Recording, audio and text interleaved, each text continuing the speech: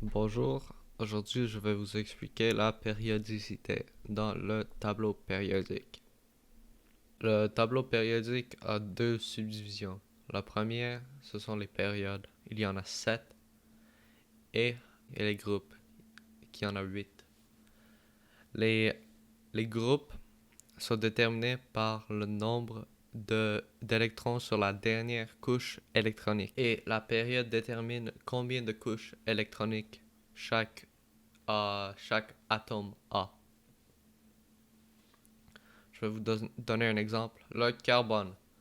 Le carbone est sur la deuxième période. Elle est aussi sur la quatrième groupe. Donc, elle va avoir 4 électrons sur sa dernière couche et elle va avoir 2 couches électroniques. Il y a aussi le numéro atomique ici. Le numéro atomique détermine le nombre d'électrons que chaque atome a et le nombre de protons que l'atome a. Chaque élément a son propre numéro atomique, donc il n'y a jamais deux de la même, puis ça augmente de 1 à chaque atome. Par exemple, l'hydrogène a 1, l'hélium en a 2, puis ça augmente. Chaque couche électronique peut avoir 8 électrons, à l'exception de la première. Elle peut en avoir 2. Chaque élément a une masse atomique, comme on peut le voir ici, ici ou ici. Ça, c'est la masse d'une mole de cet élément-là. Par exemple, l'hydrogène, c'est 1,007975 pour le nombre de grammes par mole. Le rayon atomique de chaque élément augmente de droite à gauche. Donc, l'argon va avoir un rayon atomique plus grand que le sodium et de haut à bas, puisqu'il va avoir plus de couches électroniques. La raison que de gauche à droite, le rayon est plus grand, c'est à cause de l'électronégativité. L'électronégativité, c'est le potentiel qu'un atome a d'attirer les autres électrons. Pour en avoir 8. En avoir 8, c'est d'avoir une couche électronique complète. Par exemple, le fluor en a 7 électrons sur sa dernière couche.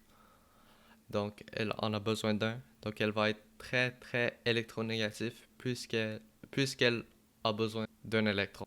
Quand un atome est plus électronégatif, il est plus dense. En premier, on va faire les données.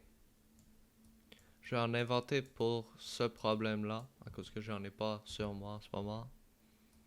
Après ça, on va faire la formule. Après ça, on va faire les calculs. Et après ça, la réponse.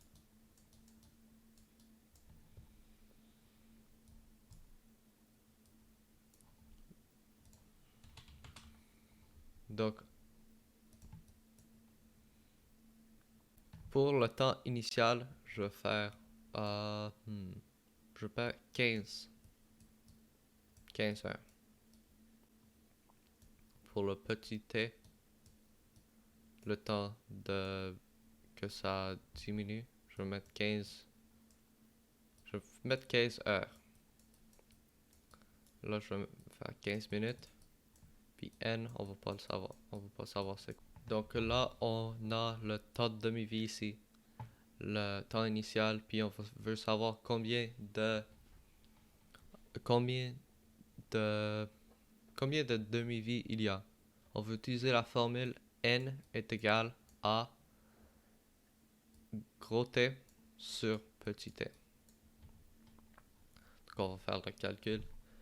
15 heures fois 60 minutes. On va faire le math. C'est 900. 15 heures fois 60 minutes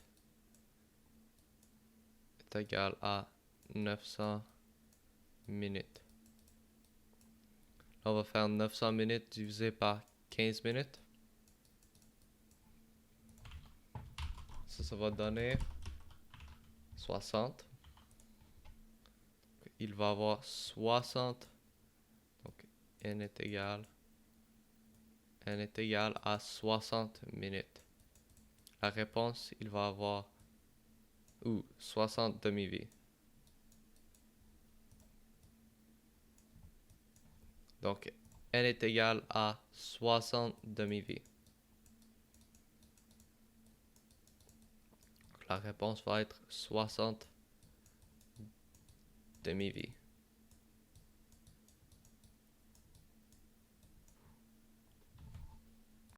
Là, je vais vous montrer comment calculer le nombre de... Le nombre... Là, je vais vous montrer comment calculer la masse atomique. Donc, on a besoin de 3 données. Un, ça va être le problème. Ça va être le grand M, la masse finale. Donc, je vais mettre calcul ici. Donc, on va avoir besoin de grand M. Ça, c'est grand M. Ça, on ne sait pas. On va avoir petit m. Ça va être la masse initiale. Ça va être 240 grammes. J'ai inventé ces données-là, mais... Puis le nombre de demi-vies, on va mettre 4. Tout pour la formule. Oups. Formule va être m finale est égal à masse initiale divisé par 2 fois le nombre de demi-vies. Dans ce cas, on a 4. Donc on va faire les calculs ici. Oh, j'ai écrit calcul ici. C'est supposé être donné. Excusez-moi. Donné. Donc ça va être masse finale qu'on ne sait pas. Donc x est égal à 240 grammes divisé par 2 à la 4.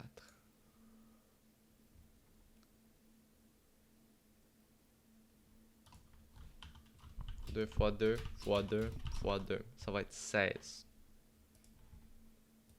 Ça va être égal à 16.